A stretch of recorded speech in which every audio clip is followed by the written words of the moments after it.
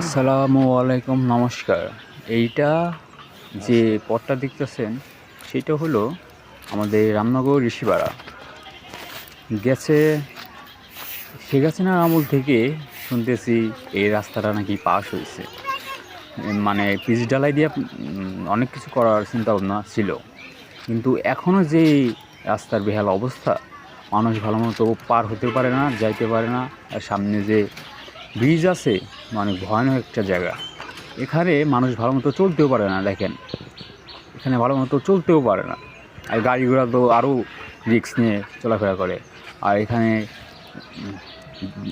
যাইতে ডাইন সাইডে কোনো একটা নাই, মানে মানুষ পড়ে যাওয়ার সম্ভাবনা আছে।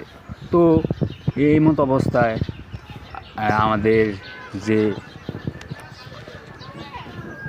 রাস্তার যে কাজটা করার অতি প্রয়োজনীয় এবং করতে হবে, এই যে জায়গাটা, এই জায়গাটা আরও মারাত্মক। কোনো ট্রাক ট্রলি কোনো কিছু ভালো মতো চলতে পারে না। আমাকে এই এমনি সাইড দিয়া সুন্দর একটা পথ আছে, কিন্তু ওই আগের পিছনের জায়গাটা আসলেই অনেক বেহাল অবস্থা। কোনো গাড়ি ঘোড়া ঠিক মতো চলতে পারে না, আর অনেক অ্যাক্সিডেন্ট হয়। তাই এমতো অবস্থায় সরকারের কাছে নিকট এই মেসেজটা যেন তারা নিজে দায়িত্ব নিয়ে এই কাজটা কমপ্লিট করে, খুব আশা এবং সবার পারমিশন নিয়েই এই ভিডিওটা করা।